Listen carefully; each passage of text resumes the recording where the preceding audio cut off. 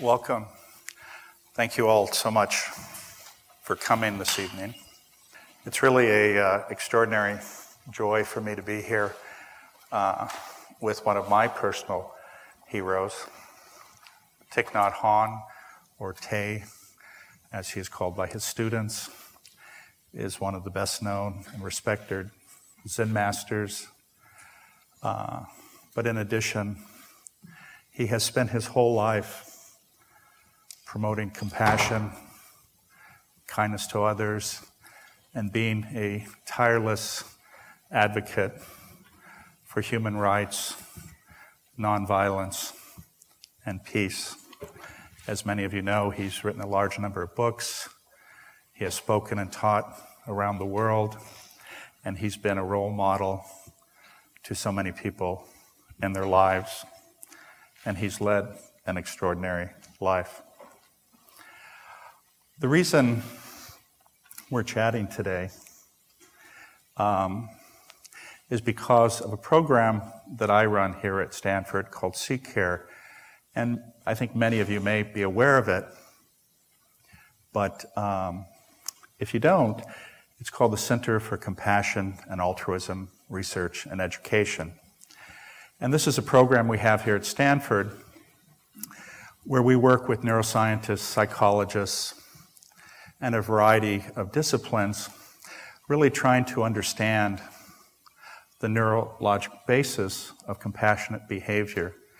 And also, the reality is that when individuals are compassionate, it actually, as we found through science, it's when our physiology works best. One thing that we have found through science is that we can actually change our brain through mind training. Now, of course, the fascinating thing is that it's taken scientists hundreds and hundreds of years, and if we had just looked back, which we are, of course, now doing to the monastic traditions, they, of course, knew this all along, and only now we are actually catching up.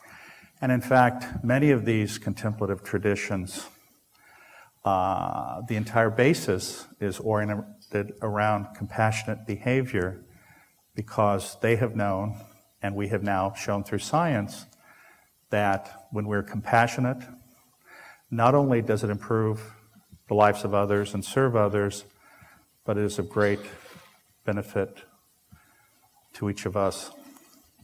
It makes us feel better. It lowers our blood pressure. It makes us happy at a very, very deep level. And in fact, as we're now learning, it also increases our lifespan. And the amazing thing is that many of the greatest things that promote a happy life are actually things that are completely free and available to all of us every day. It's always interesting, I think, to people, and I know, of course, some of your history, but as I understand it, when you were quite a young age, you decided to become a monk and lead a monastic life. And that's, in many ways, a life that the average person has a very difficult time thinking about the possibilities that they could even do that. But for you, what was it about that tradition or becoming a Buddhist that inspired you so much? I was 16 when I was ordained as a Buddhist novice. I had learned that during the Li and the Tang dynasties, Buddhism was flourishing, and kings and subjects and the population practiced Buddhism, and we had many hundreds of years of peace. So that impressed me very much. And I believed as a young man that if you practice Buddhism well, you can serve your nation, your country, your people. And that is one thing. When I was younger, about 11 or 12. One day I saw the drawing of the Buddha in the cover of a Buddhist magazine.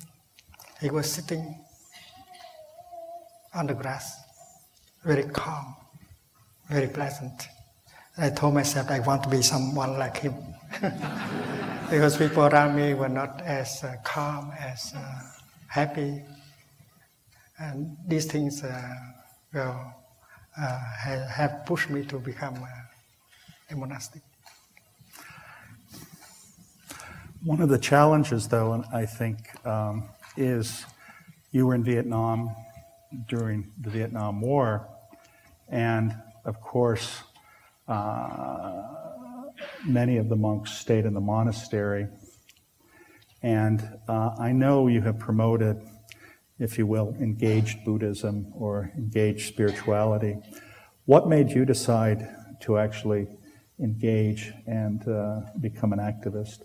And how did you overcome what I would presume fear about what might happen? When the practice of Buddhism is mindfulness, concentration, and insight. And mindfulness is the kind of energy that helps you to know what is going on in your body, your feelings, your perceptions, your mental formations, your consciousness, and going on around you in your family, in your community, in your country. So if you are aware of what is going on around you, you see the suffering, and you would like to do something in order to help people suffer less. And I always, from the time becoming a monk, I wanted to have that kind of Buddhism that can really help people, not Buddhist studies, but the kind of practice that can really help you to suffer less and help people to suffer less. And that is why we have created a current of thinking and of action called engaged Buddhism, le Bouddhisme engagé.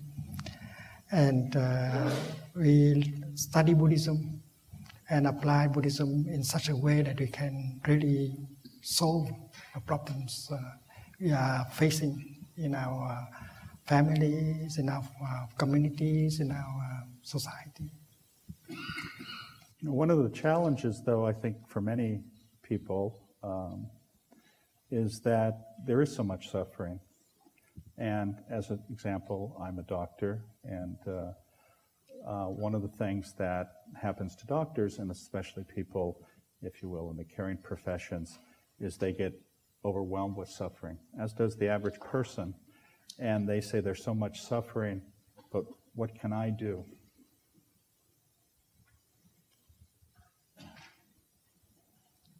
People are afraid of being overwhelmed by suffering. And they lose their hope, their courage, and so on. There must be a way to live in order for you to be strong enough, in order to handle the suffering inside of you.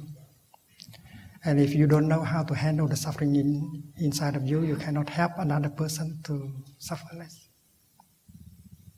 And that is why the practice of mindfulness, first of all, is to help you yourself to suffer less. First of all, you have to learn how to release the tension in your body, how to reduce the pain in your body. And the practice of mindful breathing, mindful walking, sitting meditation, total relaxation can be very helpful in reducing the pain in your body. And then with the practice of mindfulness, you can learn how to generate a feeling of joy and of happiness, or of happiness. And this can be done by anyone if we want to learn. For instance, when you breathe in, And if you focus your attention on your in-breath, and then you can bring your mind home to your body. And there is the energy of mindfulness, concentration in your in-breath. And you realize that you are alive, because someone who is already dead doesn't breathe in anymore. So one in-breath that may last 3 or 4 seconds can create mindfulness, concentration, and insight.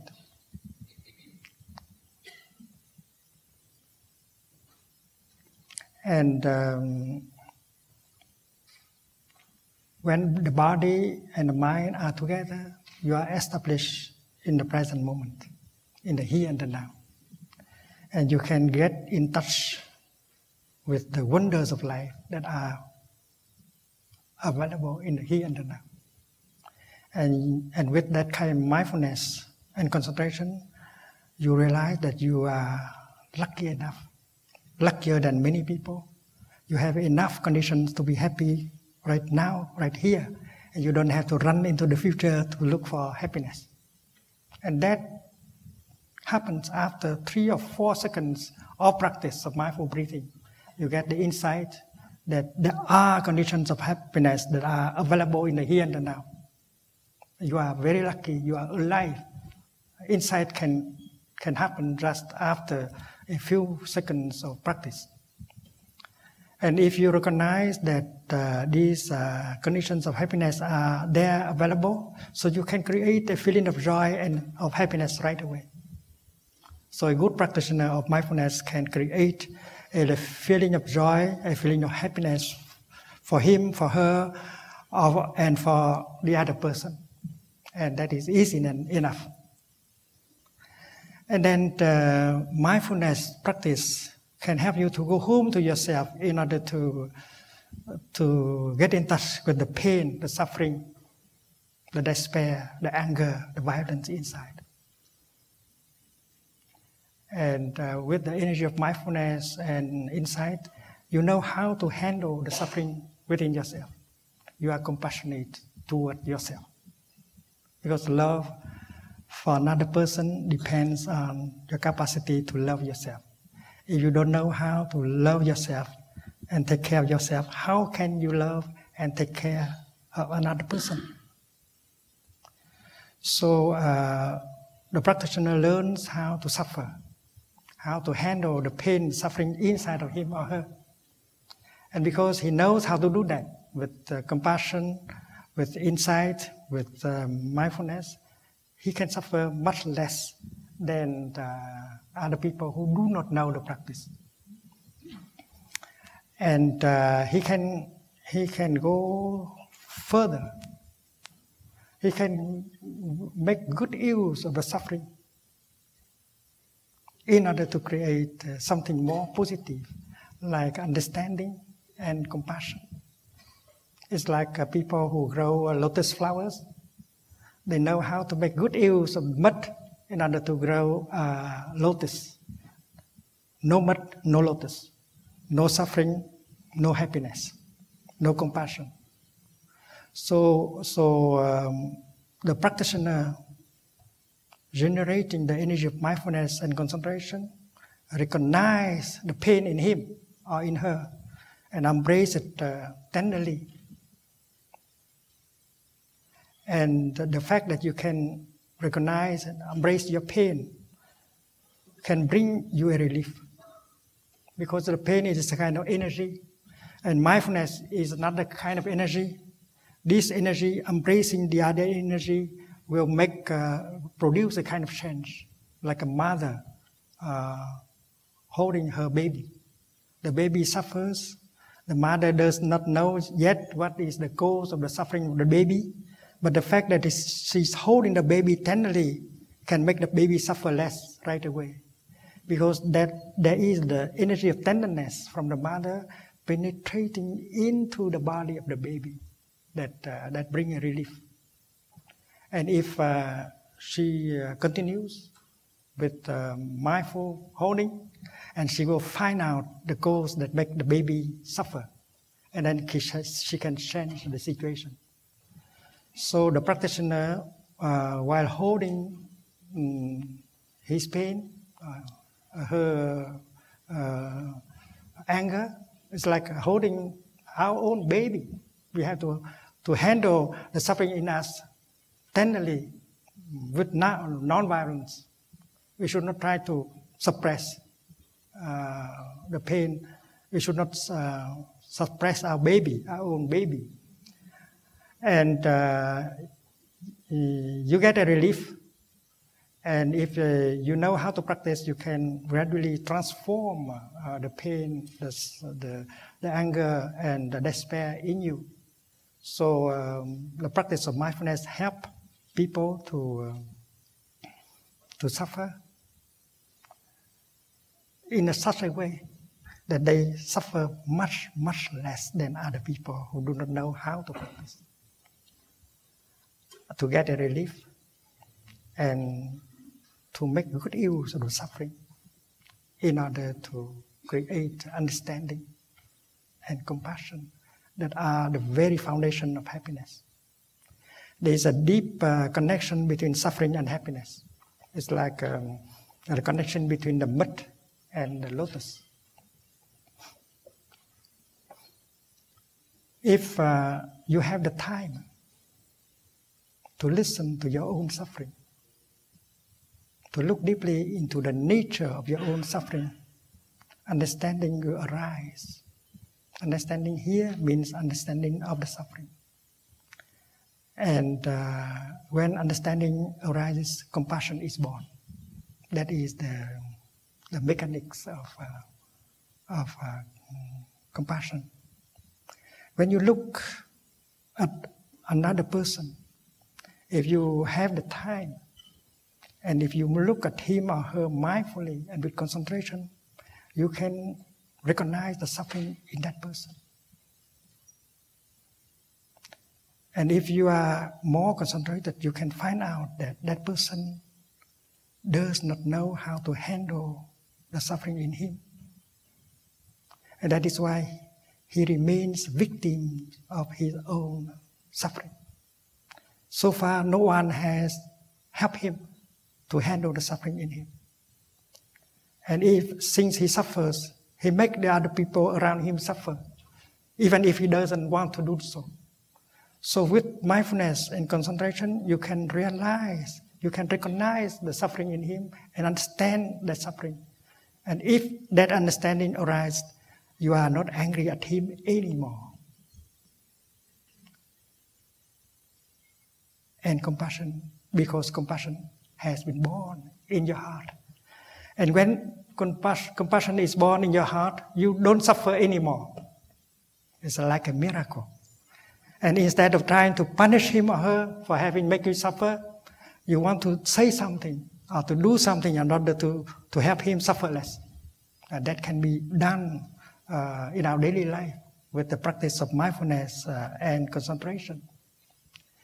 So if we understand our own suffering,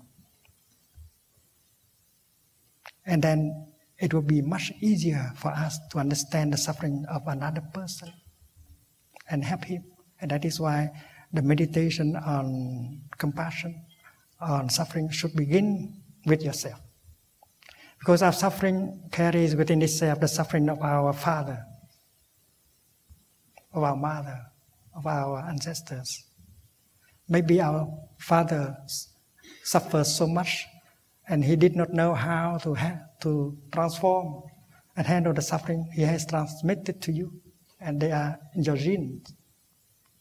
And that is why you are a receiver of that transmission. You have to accept it.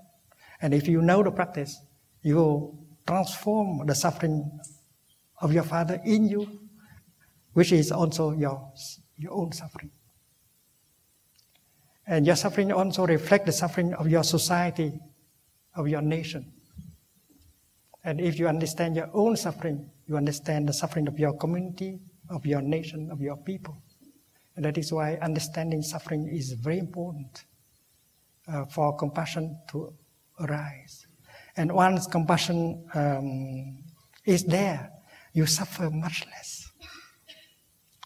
And suffering has a positive role to do. we can speak about the goodness, the usefulness of suffering. It's like the goodness, the usefulness of the mud in helping producing lotus flowers.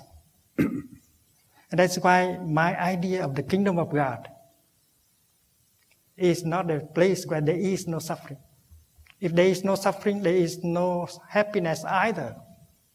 That is the teaching of interbeing.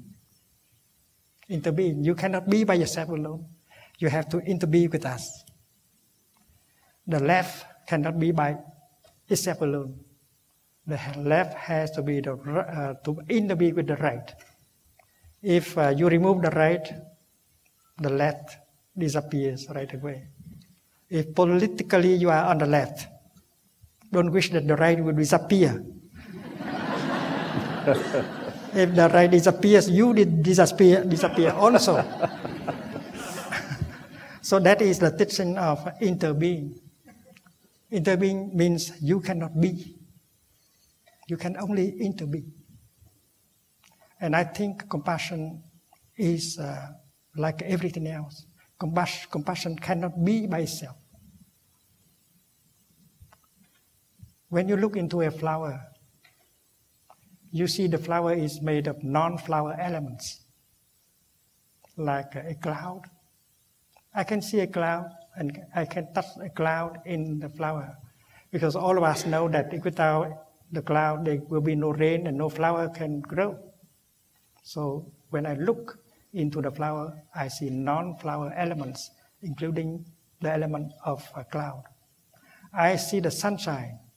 I see the minerals, the earth, the gardener, and so on. Non-flower elements coming together in order to help the flower to manifest as a wonder of life. Compassion is a flower, and compassion is made of non-compassion elements. I think we all at least acknowledge that some of our greatest poets, like yourself, some of the greatest humanitarians, and some of the people who we consider enlightened beings have suffered extraordinary amounts, and it is getting wisdom through that suffering and not, I think, running away from the suffering that allows them to do that. I think one of the challenges in modern society, and one of the burdens we have as humans, is one that you mentioned, which is, if science has shown as an example, when they survey people, that over 75% of the time they're thinking of the past or the future, they're not thinking of the present. And you talk about mindfulness, which brings us in the present moment, but I think sometimes people look at somebody like yourself and say, this is an individual who has spent literally decades of their lives dedicated to meditation, mindfulness practice. For the individuals who, while they may look at your picture and want to be like you, they may not be able to have the capacity to become quite as enlightened. But what can individuals do in their daily lives? Does it really take hours and hours of deep contemplative practice, or can you practice mindfulness every moment? Everyone can practice generating the energy of compassion in order to suffer less. If we have the courage to go back to ourselves and listen to our own suffering, and then we can begin to understand our suffering and begin to suffer less. Many of us do not want to do so. Most of us are trying to run away from ourselves because we believe that going home to ourselves will we may be overwhelmed by the pain, the suffering, the despair inside. So most of people in our society try to cover up the suffering by by the way of consuming. We consume music, newspapers, food, internet, everything that helps us not to go home to ourselves. And many of the items we consume have toxins like anger, fear, despair, craving, and that make our suffering inside could continue to grow. So the real practice is to try to go home without fear. And if you know how to practice mindful breathing, mindful walking, you can generate the energy of mindfulness and concentration, and with which you can go home to yourself without fear. You are protected by these energies. And if you are new in the practice, you can rely on the collective energy of mindfulness of a community of practice. And then going home to yourself, recognizing the pain in yourself, embracing the pain in yourself will bring you a relief. You can do that with the support of co-practitioners. Because when you are in a community of practice, when you live with a community of practice where there are many practitioners know how to generate the energy of compassion, energy of mindfulness, you can borrow that collective energy in order to recognize and embrace your pain and your sorrow. And that is why compassion can be an individual energy, but can be a collective energy. And maybe scientists can measure the degree, the intensity of that kind of energy when we practice in order to generate the energy of compassion. We practice like a drop of water. A drop of water has to allow the whole river to embrace it and to transport it. So sitting in a community of practice, you say to yourself, dear community, dear brothers and sisters in the practice, here is my pain, here is my sorrow, my despair. My mindfulness is not strong enough to hold them. Please help me to hold my pain, my sorrow, my despair. And that is in the tradition. If you want to practice well, you should have a community of practice supporting you and guiding you.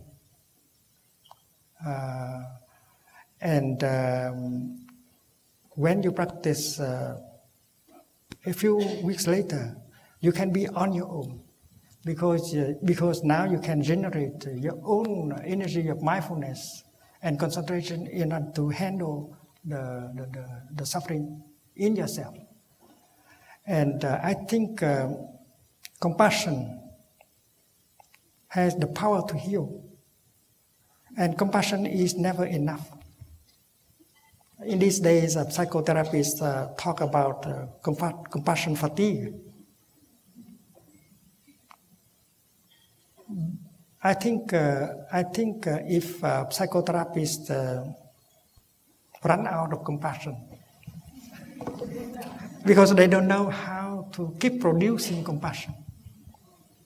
It's not because they have too much compassion, but because they run out of compassion. Compassion is kind of power, of energy, and you should keep producing it if you need to help many people. And if psychotherapists do not know how to nourish themselves,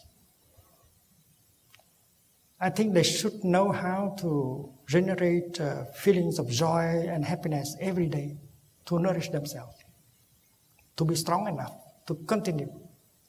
And the second thing they have to do is to know how to handle the suffering within themselves. Without that, they will run out of compassion in a short time and cannot continue. And that applies to every one of us who want to serve society. we should be able to nourish ourselves by the art of happiness. There is an art called the art of happiness, and it's simple enough. We bring our mind home to our body by the way of mindful breathing, mindful walking, and we establish ourselves in the here and the now, just by walking meditation or breathing meditation. And then in the here and the now, we get in touch with the wonders of life that are available in the here and the now, the kingdom of God that is in the here and the now, in order to get the nourishment you need. And you can help nourish your beloved one with that kind of thing. And then the art of suffering is should be go together with the art of happiness. You should know how to handle a painful feeling, a painful emotion, with the energy of mindfulness and concentration. And with the practice of mindfulness and concentration, embracing your pain, you suffer much less.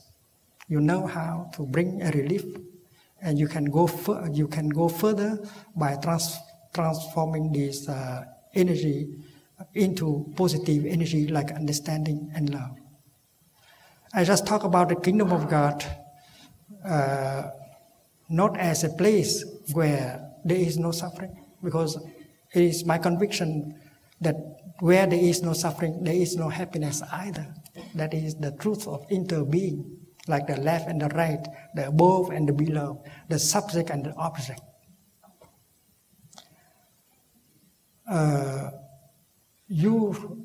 We don't want to send our children to a place where there is no suffering, because in such a place, our children have no chance to learn to be understanding and compassionate. It is by touching suffering, understanding suffering, that you can generate love and compassion. That is why my vision of the kingdom of God is a place where people know how to make good use of suffering in order to create understanding and compassion. And in Plum Village, France, we used to invite groups of Palestinians and Israelis to come and practice with us. And it is always difficult in the beginning, because when the two groups come, they could not look at each other. They could not talk to each other, because both the groups have a lot of anger and fear and suspicion, the suffering. So during the first week, we let them stay separately. And first of all, the practice of mindful breathing, mindful walking, help them to calm down the pain, embrace the pain. And they are guided to get in touch with the wonders of life within themselves and around them to get the nourishment they need. So to learn how to calm the painful feeling, the painful emotion, and how to get the nourishment that you need is what we do in the first week. And then we continue with looking deeply into our own suffering and find out where they have come from. Very often they have come from our wrong perceptions. Wrong perceptions give rise to fear, anger, discrimination. And mindfulness and concentration have the power to bring insight. That insight can remove, transform fear, anger, separation, and discrimination. So, beginning the second week, we initiate these people to the practice of deep listening and compassionate listening and loving speech. One group are asked to tell the other group, and many of us also, about their suffering. And they are advised to speak out in such a way that can help people to understand. Try to avoid blaming, accusing, and so on. You are invited to tell us about your suffering. You can tell us everything. The suffering of your children, the suffering of your adult, how your house has been bombed, and how your children have been maimed, and so on. Please tell us everything. We are trying to listen to you. Israelis or Palestinians or any other people. And many of us sit there to lend our support. Because if you have 100 people sitting and breathing and generating the energy of mindfulness and compassion, we support them because sometimes it's very difficult to speak out. And on the other side, the other group, they will practice deep listening, compassionate listening. And we have to train ourselves in order to listen. Because what the other person, what the other group saying may trigger the anger and the irritation in us. And we lose our compassion, we cannot continue to listen. And that is why in order to listen, you have to get the insight alive, maintain the insight alive. I am listening to him with only one purpose, to help him to speak out and suffer less.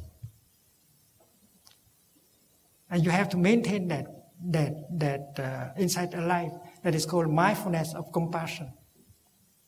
So if you maintain that compassion, mindfulness of compassion alive, then what the other person say will not trigger the irritation and the anger in you, and you can continue to listen for 1 hour or more. And you tell yourself that, well, he's full of wrong perceptions, but I'm not going to interrupt him right now, because if I do, and then I will transform the session into a debate that will ruin everything. In a few days, I might have the occasion to release some information to help him to correct his perceptions, but not now. Now is only listening. And that is the art of compassionate listening that can help people suffer much less. And with that practice, people suffer less right after the first session. When you listen to them with mindfulness and concentration, you realize that on their side, on the other side, they have suffered exactly like on your side, children and adults.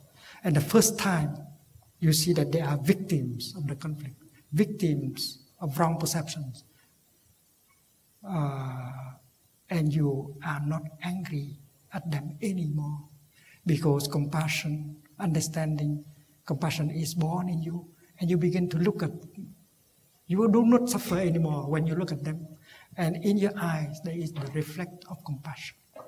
And when they see you looking at them like that, they suffer much less also. And that is like a miracle, and we need only 10 days to do so.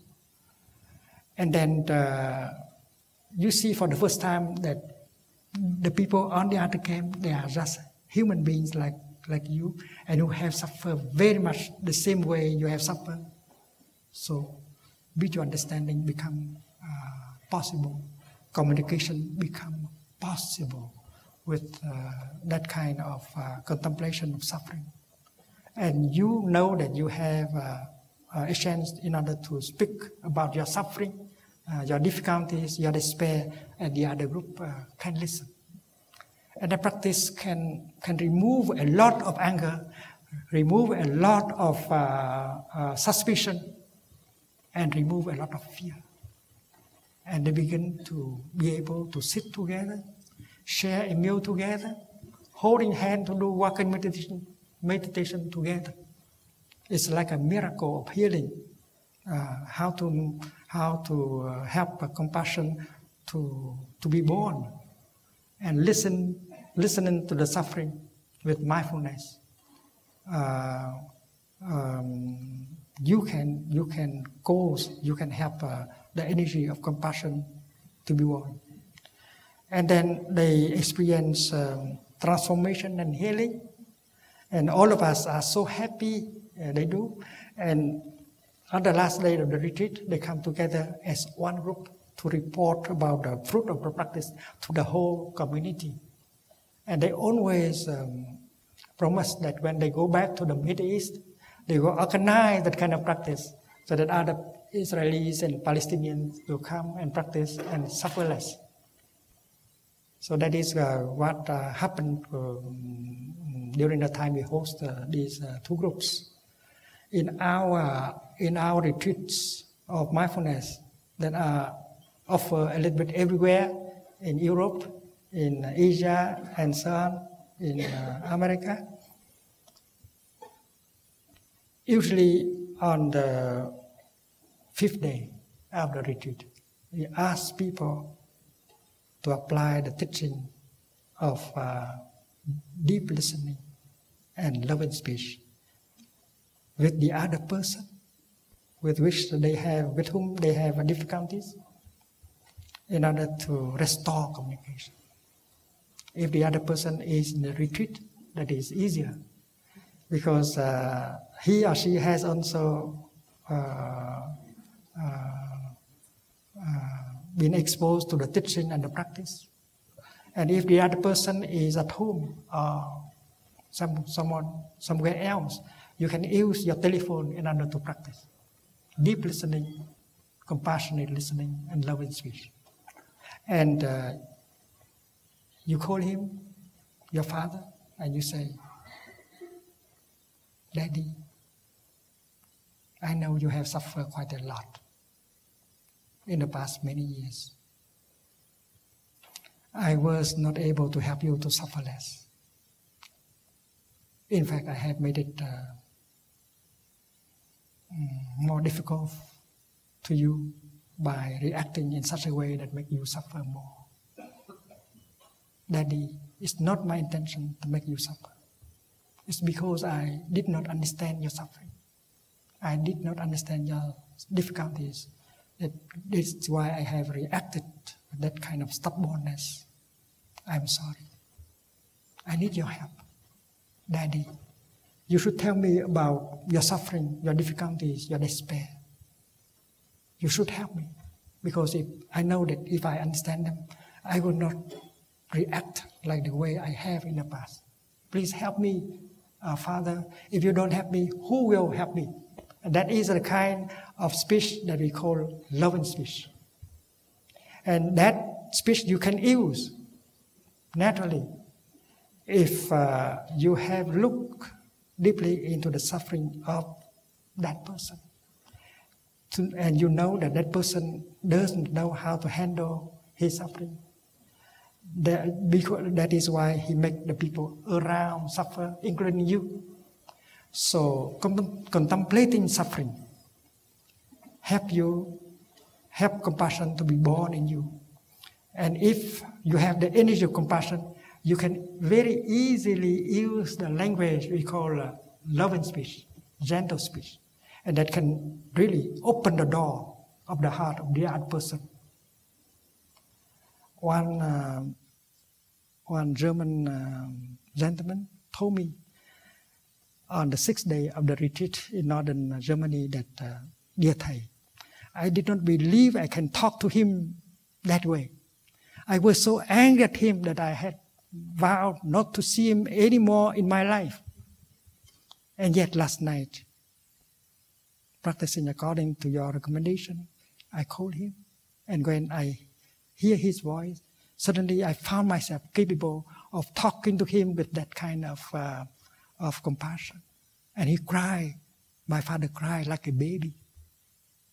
And we reconciled. And dear Thầy, do you know something? The first thing I will do after this retreat is to go straight to him and see him.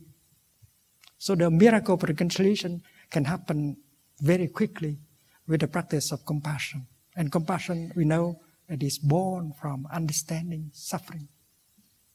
And we can practice that with ourselves before we can help another person to suffer less.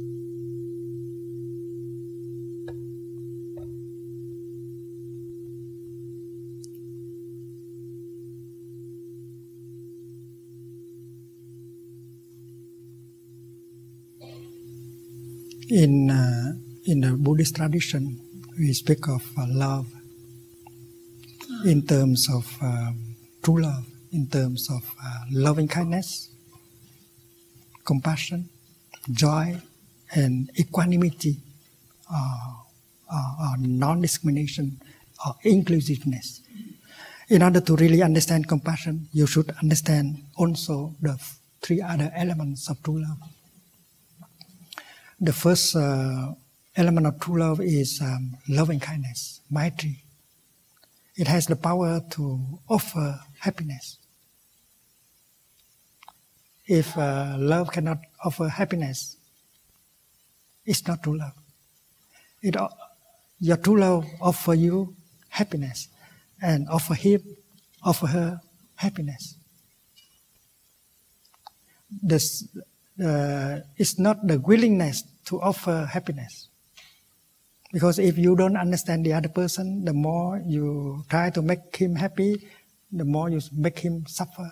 So understanding him, understanding her suffering and need before you can practice loving kindness, maitri. In Asia, there is a fruit called durian. Many people crave for it, but for me, I cannot eat it. And then you say, dear Thầy worked so hard, he should eat some durian. And then you make me suffer by loving me.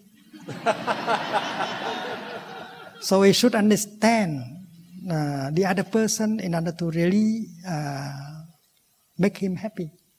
And that is why understanding is the other word for love, for compassion. And that is why we should ask our partner, darling, do you think I understand you enough? If I don't understand you enough, please help me. My wife is right there.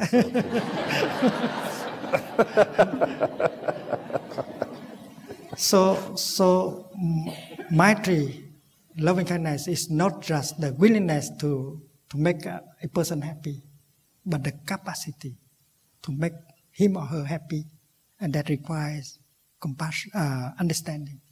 And understanding requires time in order to look deeply. And then the second element is compassion, which is a karuna. Greek compassion is called mahakaruna. Compassion has the power to remove the pain, the suffering. If your love cannot make the other person suffer less, it's not true love. And you have to understand his suffering, her despair, in order to help him or her suffer less. And that is why you need to have the time to look and to listen. And understanding will create love and happiness. And the practice is that you have to apply that for yourself. You have to apply, you have to be able to offer you happiness and compassion. Do we have enough compassion towards our body, our feeling?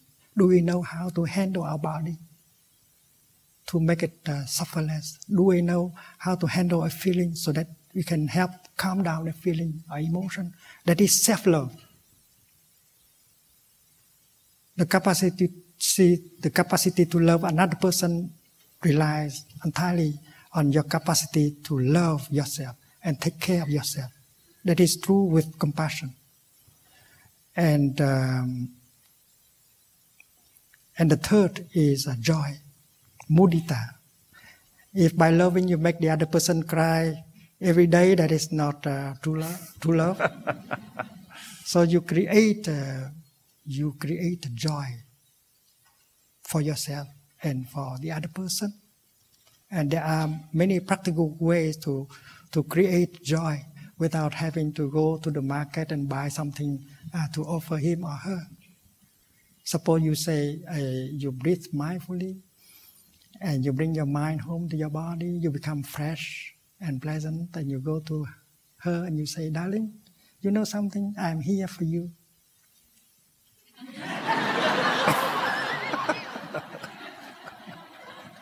How can you love if you are not there?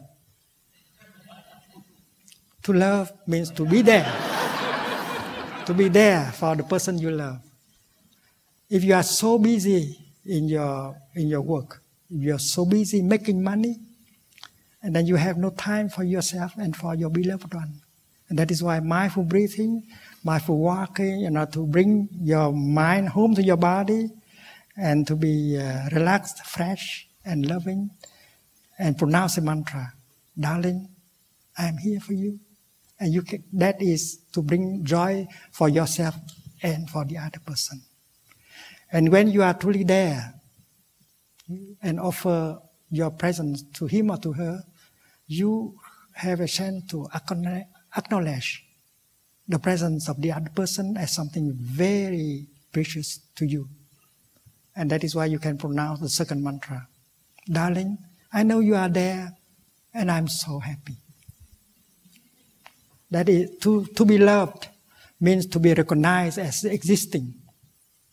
And if you drive your car and you think of everything else except the person sitting next to you, she cannot be happy at all. So while driving, you use your mindfulness, embrace her, and you say, darling, you know something? I know you are there next to me. I am so happy. So there are very simple practice like that, practice of mindfulness that can bring joy. And if he is in the office, you can practice the mantra of your telephone or send him an email with the content, darling, I know you are there and I'm very happy.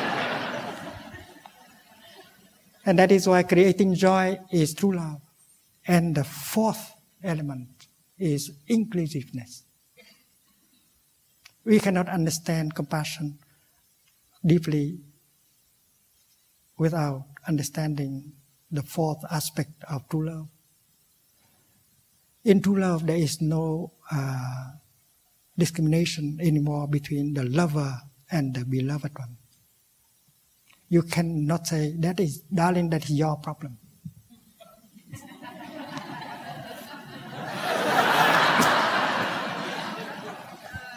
In true love, your problem is my problem. Your happiness is my happiness. My suffering is your suffering. There is no longer any frontier. Inclusiveness. In true love, happiness and suffering are no longer individual matters. And if you continue to love like that, you begin to embrace all of us into your love. Because these four elements of true love are called the four unlimited mind. There can never be enough. You begin with one person, and then if you follow the path of true love, your heart will open, and you will embrace all of us inside. And that is true love, is the kind of love that can enlarge your heart without stopping. One day the Buddha was holding a glass of a bowl of water in his left hand. He's holding a handful of salt in the right hand, and he poured the salt into the water and he stirred. And he asked the monks, my dear friends, do you think that you can drink that water? It's so salty. But if you throw that that amount of water into a big river, it will not make the river salty at all. And people, thousands of people continue to drink the water in the river. So with someone who has a great heart, a big heart, a lot of compassion, they don't suffer anymore. The things that make other people suffer do not make them suffer. It's like one handful of salt can make salty the bowl of water, but cannot make the whole big river suffer at all. So the 4 Brahma Vihara, the 4 elements of true love are unlimited, because by loving in that kind of way, one day you will embrace all of us in your heart. You love not only humans, but animals, plants, and minerals. Because minerals, they are alive also. Minerals can suffer. And that is the love recommended by the Buddha, the love without frontier, without discrimination. And the 4th element of true love is inclusiveness. No discrimination whatsoever. Black or white, north or south, rich or poor, are all objects of your love.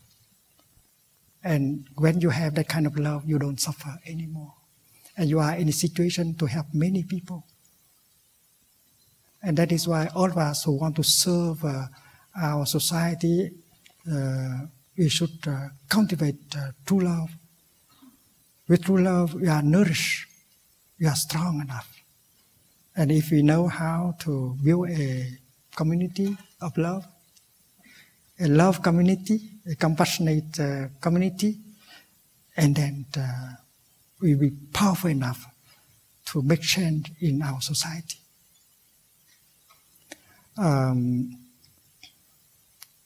I would like to make a few suggestions.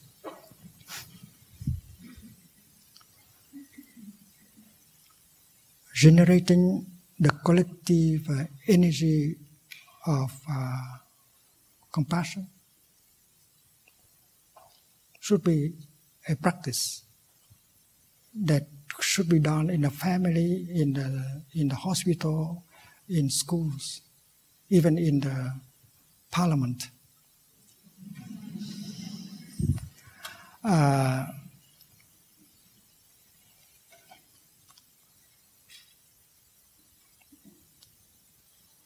A guided meditation with 1,000 people can generate a collective energy of compassion.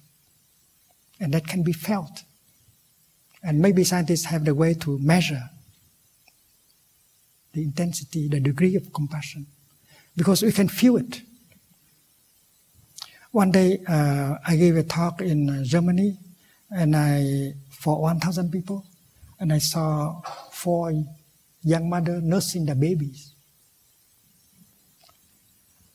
And the baby were being fed by mother milk. But I saw that the atmosphere in the home is so peaceful, so compassionate. Because everyone was practicing mindful breathing, generating the energy of mindfulness, brotherhood, sisterhood, compassion. And I saw that the 4 children, but 4 babies, they are having that kind of food also. And they feel it. They are very peaceful. When we come together as a group like this, and if you know how to breathe, how to contemplate suffering, how to generate the energy of mindfulness, the collective energy can be very powerful. And if you happen to be in the zone of that energy, you get the healing. If you practice mindful breathing and focus your attention on your in-breath and out-breath, by doing so, you can stop the thinking, the mental discourse. Because the thinking may take you away from the zone of compassion. So you cannot inherit profit from that energy, collective energy, compassion.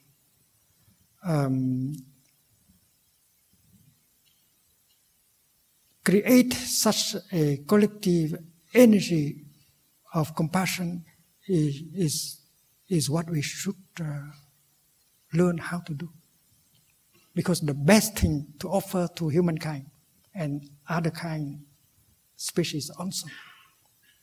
And please, as scientists, tell us how we organize in order to offer the world that wholesome collective energy of understanding and compassion, because that's what we need. We cannot do the healing of the world unless we have enough of that energy, understanding, and compassion. Usually in a public talk, we begin with the chanting. We have about 100 or 200 monastics offering a chanting. In a few days, we have one in Paramount Theatre. And everyone sitting in the audience, there may be 4,000 or 5,000 or more. In Hong Kong, we had an audience of 10,000 people attending the talk and practicing mindful breathing together. And we create a very powerful collective energy of mindfulness and compassion. The monks and the nuns, they have been instructed to chant the name of Avalokiteshvara, the great being of compassion. And while chanting, they try to go home to themselves and touch the suffering inside of themselves. And the purpose is to allow compassion to be born. And when they chant for the second time the name, they reach out and recognize and touch the suffering in the people in front of them, on the left, on the right. And the aim is the same.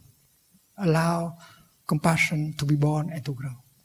And when they chant the third time, for the third time, the name of the compassionate Bodhisattva, they reach out and touch the suffering a little bit everywhere in the world. Asia, Africa, Middle East, South Africa, everywhere. Violence, war, death, despair, hunger, and so on. And the purpose is the same, generating energy of compassion. And the audience are advised to practice mindful breathing in order to stop the thinking and allowing the collective energy of mindfulness and compassion to penetrate into their body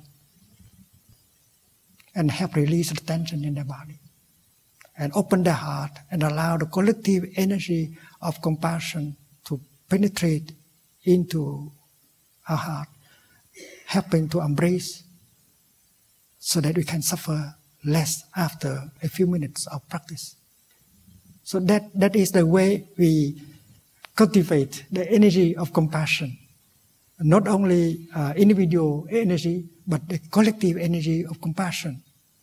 And yesterday, spending a day of practice with Google people, we asked them whether with technology, they can help us organize in order to practice generating compassion together as a community, as the community of human beings.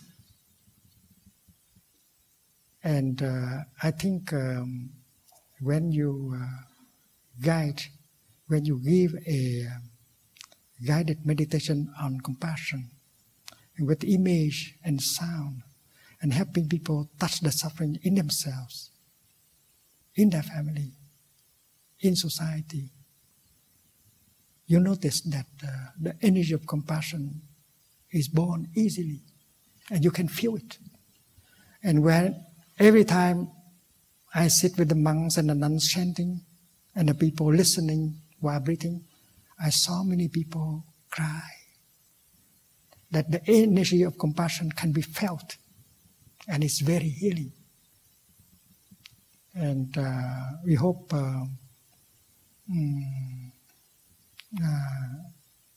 you can teach us how to do this on a greater scale because really our society needs that kind of energy.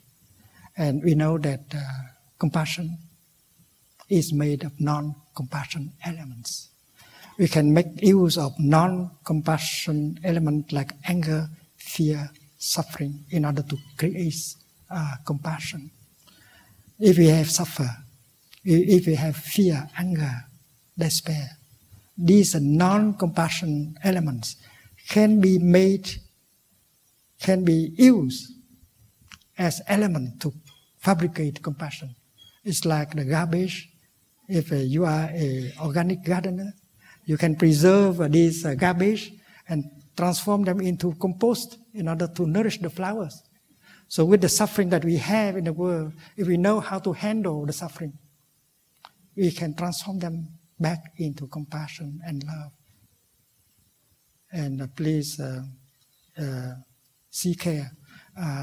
With your studies, help us to know how to do it more scientifically and in greater scale.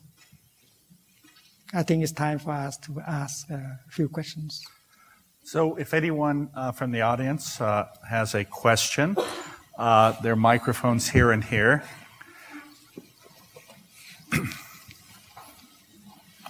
I wanted to ask you, as a man in the Western society, I was told not to cry. In sports, I was told to exploit the other team's weaknesses. In business, I'm told not to show any weakness. And I was wondering if you've seen this difference between how compassion in men and women is. It seems harder for men to generate this compassion, and if there's any way we can make compassion more attractive, maybe to men, more, more of a strength than something. I mentioned compassion to men that I talk to, and they walk away. They don't want to know anything about it. And I was wondering if you've seen that difference between men and women, and if you have any advice on how we can bring more men into the compassion movement.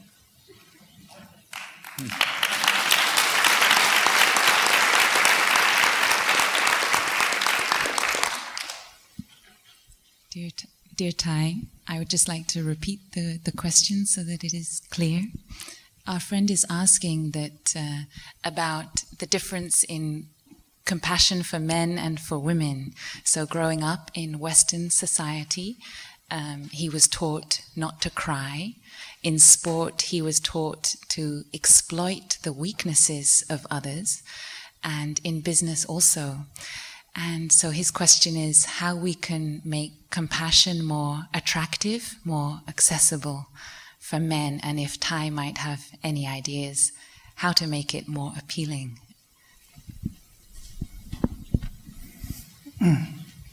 There must be some misunderstanding about the nature of compassion here, because compassion is very powerful. If you think that compassion makes you weak, you are wrong. Compassion may cause a person to sacrifice his life to save other people. And we have to redefine what is compassion. It's very powerful. And we have to embody that kind of energy in our daily life. We have to re-educate people about this. You have to show what compassion can achieve.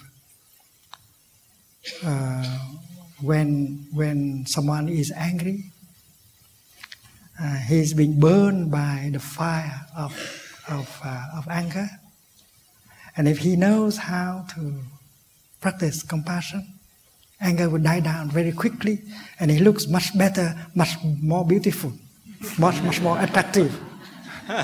And that is why we have to exemplify, embody that practice of compassion in order to persuade other people to do the same.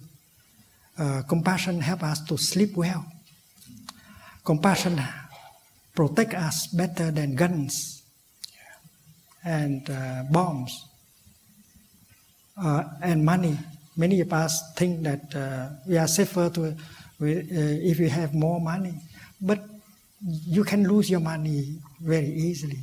But compassion is a kind of energy that can help protect you much more effectively than money. And compassion helps you to relax. Your body has more capacity to heal itself. Compassion helps you to be pleasant, to be loving, and you can restore communication with the other person easily if you have compassion in yourself. You understand the other person. Your compassion can help you do your business better because you are in good relationship with other people, including your employees. So you can list a lot of qualities of compassion, and we should have a man, a woman, a community of men and women practicing compassion like that, in order to show people that compassion is something very powerful. And I hope in the Department of Neurology there will be a community practicing together and showing people, not by lectures only, but by the way of life. With compassion, we are much happier. We suffer much less. And we should embody our teaching by faculties and students. Thank you. Thank you. Thank you so much. I feel so blessed to be in your presence, and I think I can speak for everybody here. Thank you so much. I just had a clarification question. I'm practicing Buddhism, and practice is the operative word here. And I'm understanding that one of the basic tenets of the Buddhist Dharma is the Four Noble Truths. And the first two are there is suffering, and the second one is, however, the good news is there's cessation from suffering. And I'm just a little confused. There's two things you said. One you said was in the kingdom of your kingdom of God that you hope there's still suffering. And then the second thing you said later on was if you develop a beautiful heart and a big heart, you'll be free from suffering. So I'm just a little confused. Dear Thai, our friend is a practicing Buddhist, and she would like some clarification from Thai about the relationship of what Thai has said this evening to the Four Noble Truths. The Four Noble Truths are a core Buddhist teaching that speak of the truth of suffering and also the truth of the end of suffering. And this evening Thai has mentioned that happiness or compassion and suffering inter-are, and that in Thai's vision of the kingdom of God, of heaven, there would also be suffering in that place. At the same time, Thai has said that if our heart is very big, then no matter how much suffering we throw into it, we don't suffer. So our friend is really asking, is it ever possible to be free of suffering? Is that what the noble truths are sharing? Or will suffering always be there? The truth is suffering and happiness, they inter-are. They cannot be one without the other. And then there is the teaching of impermanence. Suffering is impermanent. If you know how to practice, and then you can change the suffering into something else, like happiness. And happiness is also impermanent. And happiness can turn to be something else like suffering. And the first noble truth is about suffering. And the third is about the cessation of suffering. It means the transformation of suffering into something else like happiness. In fact, the third truth is happiness. And since both are impermanent, that is why even if you have happiness, you have to continue to practice. In order to maintain happiness for a long time, because happiness has a tendency to go back to suffering. And that is why you have to learn both the art of suffering and the art of happiness. The Buddha, he has a lot of compassion. But he has to suffer also. When his eldest disciple Sariputra died, do you think that he suffered or not? The Buddha may have a headache or rheumatism, and that is why the Buddha suffer also. But because he has a lot of wisdom and compassion, that is why he suffer much less. And he knows how to make good use of suffering to generate more compassion for himself and for other people. That is why, having become a Buddha, he continues to practice. So, the practice is to make good use of suffering in order to create happiness.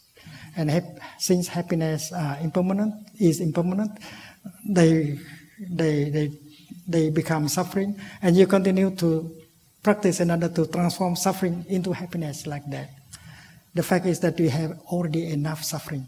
We don't have to make more.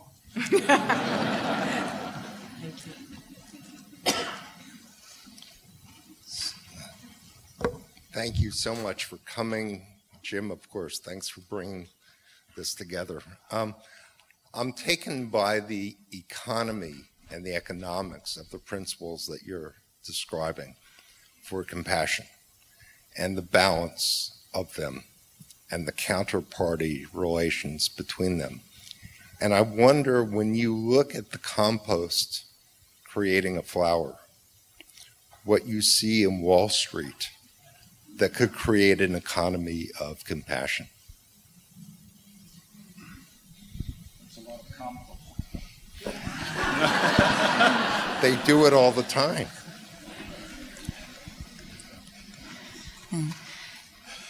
Thai has spoken this evening about the compost being able to make the lotus flower, and our friend is remarking on the economy and the compost that Wall Street might be, and is wondering whether Thai feels there could be a positive flower growing from the compost of Wall Street and the way the economy functions.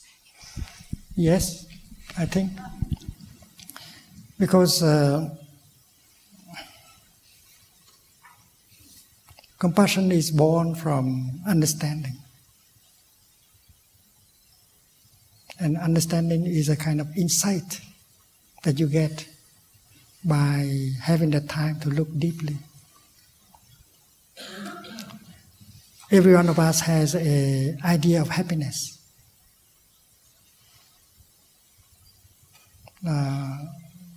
Some of us think that without a lot of money, we cannot be happy. Without fame, power, and sensual pleasure, we cannot be happy. That is our idea of happiness. And that is why many of us are running after these objects of their craving. And if we have the time to look, we see that many people running after these four things, they destroy their body, their mind, their family. And even those who have plenty of these four things, they continue to suffer. And out of that observation, you realize that true happiness is possible only with understanding and love and compassion. Without compassion and love, you are utterly lonely. And many rich people are very lonely, cut off from the whole world. And without compassion, you can relate to any other human being.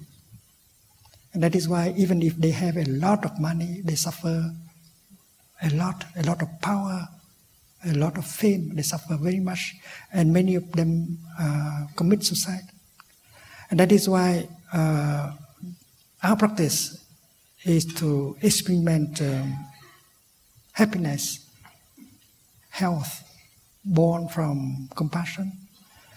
Our practice is also to help them to wake up to the insight that happiness is not made of these elements. And that is why compassion education is very important. Thank you. What you said tonight resonates very deeply. I will try to become more compassionate, but I struggle with even the idea of how I might be able to extend compassion to someone who might wish violence upon me or upon those that I love.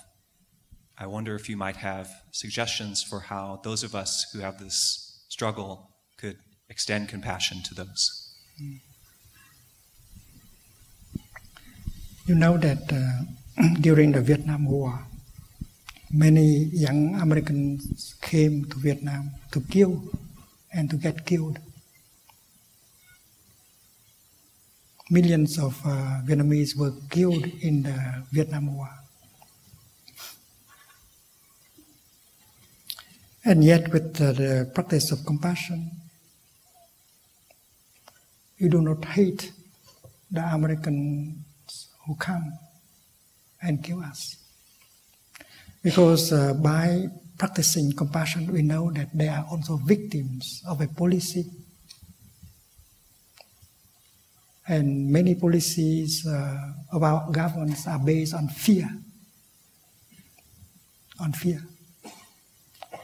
And that is why the root of the war is wrong perceptions and fear. And if we realize that, we do not blame the person who make us suffer anymore. A person who is happy, who is good, is feeling good in himself, never make you suffer. That person who has made you suffer, he has a lot of suffering in him. And that is why if you recognize the suffering in him and see him as the object of his own suffering, he has been in a kind of environment that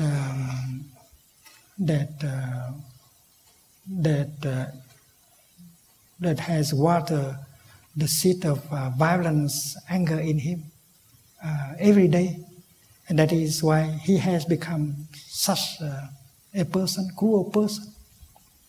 If he was born in another place and receiving other kind of education, if he was surrounded by loving, compassionate people, he would not be like that. So he is a victim. And once you have seen that, your anger will be transformed and you will have compassion to him. And that is possible. And I mentioned the war in Vietnam for an example. We have compassion for those who have come and killed us because we know that they are victims of a wrong policy.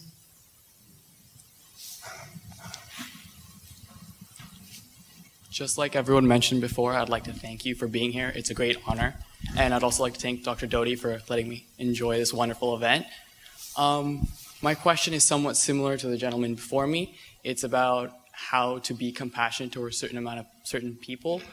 In that sense, as a young adult who's maturing, I've constantly tried to open my perspective, become a more compassionate person. And I have trouble finding that not necessarily in those that are a threat to me, but those that I cannot understand. And what you said about compassionate listening and understanding really struck a chord with me. My question to you is, how do you understand those that might discriminate against others? For example, how do you understand those that sometimes I find difficulty even fathoming? For example, the Westboro Baptist Church, or just anyone on the street who will be bigots, or just people that are out there to hurt others, not necessarily a threat to myself. Dear Thai, our friend is asking a similar question about how we can have compassion for those towards whom it's hard to have compassion. For example, those who are discriminating, those who are bigoted or limited in their views. Our friend gave the example of people with extreme religious views, a particular Christian Baptist church that may be active on the campus here. And so how can our friend cultivate the understanding that Thai spoke about this evening in order to grow compassion for these particular groups that are hard to understand?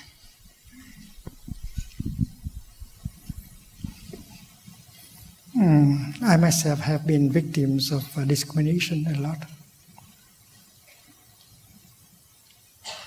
It's difficult to love, but it is possible. To love those who discriminate against you. And my answer is somehow like the answer I just offer. If you look deeply, you see those who discriminate against us. They have been formed like that. They have been taught like that. And if we are compassionate enough, and if we have a community who knows the way to help these people to abandon the kind of dogmas and prejudices and discrimination, that would be great compassion work.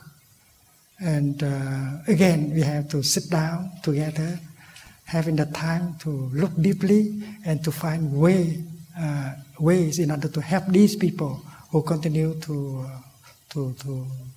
make people suffer. Thank you. Thank you. So the person before already asked my question, but I have another one.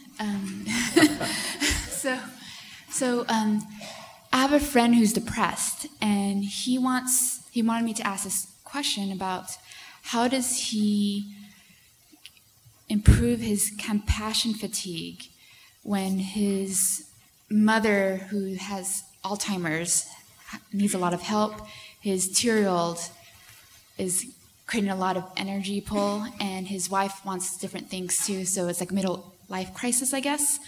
And so he just wanted me to ask you, like, what can he do to reduce his compassion fatigue? And I guess this is a larger question, like when someone has a chronic illness that fatigues them, how do they keep their compassion towards other people and themselves? Dear Thai, our friend is asking a question on behalf of her friend, a man who is suffering compassion fatigue. He has many difficult drains on his energy at this time. His mother is suffering from Alzheimer's. He has a 2-year-old child, and his wife is wanting different things from him. So he's fallen into a depression and has very low energy. So has Thai got any ideas for a way out, either for her friend in this particular situation or other people with illnesses that drain their overall energy level? How can such people facing challenging situations continue to cultivate and generate compassion? The answer is that such a person would need a community of practice that has the power to generate compassion, brotherhood, sisterhood, and to spend time with that in order to recover. I think we all need nourishment. If we run out of, we don't have nourishment, and then we run out of joy and love and everything. And that is why he should be allowed a chance to rebuild himself. And if he can spend some time with a practicing community, learning how to get in touch with the healing and nourishing elements in him and around him to nourish himself, learning how to practice breathing, walking in order to recognize and embrace the suffering in himself, and learning how to look at the suffering of the people who have made him suffer.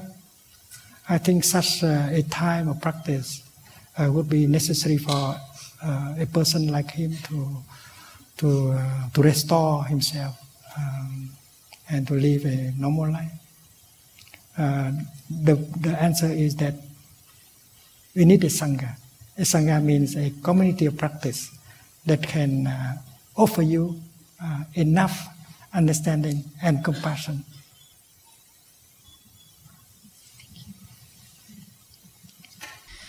Dear Thai, our friend has Vietnamese roots and a Buddhist tradition in her family. She has recently lost her father, and in order to honor his faith as a Buddhist, she wanted to practice the 49 days of mourning to honor her father's passing. She's been practicing chanting and also vegetarianism. In the research that she did online to understand this ritual more clearly, she felt that perhaps this is a type of penance, a suffering on her part, in order to help her father's transition after his passing. And she would like some clarification from Thai on the roots of this Buddhist tradition of the 49 days of practice to honor those who have passed away, and how truly to have compassion, not to suffer during that time of mourning, but really to have compassion for the one we have lost. When there is popular Buddhism and deep Buddhism,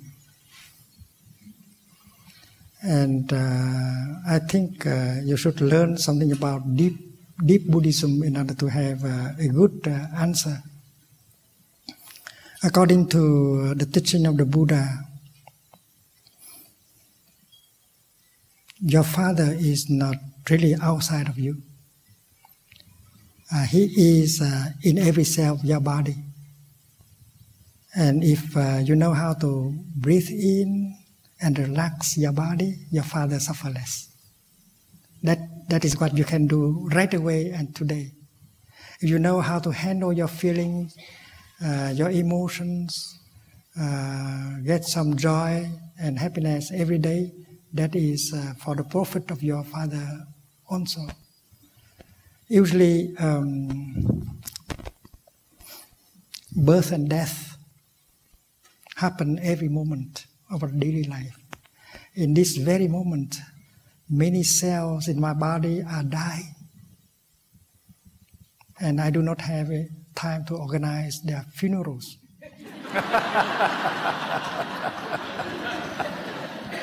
And at this very time, many cells in our body are being born, and I do not have the time to celebrate their birthday either. So birth and death happen in every moment. That day where your father was no longer in that form, that is not really the day of dying. And according to this teaching, the death of something is the birth of something right away. Suppose we contemplate on the death of a cloud. A cloud can never die. The deeper teaching of the Buddha is the nature of everything is the nature of no birth and no death. On the surface only, we see birth and death. But going deeper, there is no birth and no death.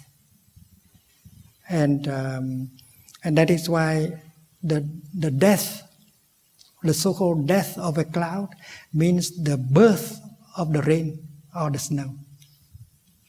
So the cloud does not need 49 days in order to be reborn as the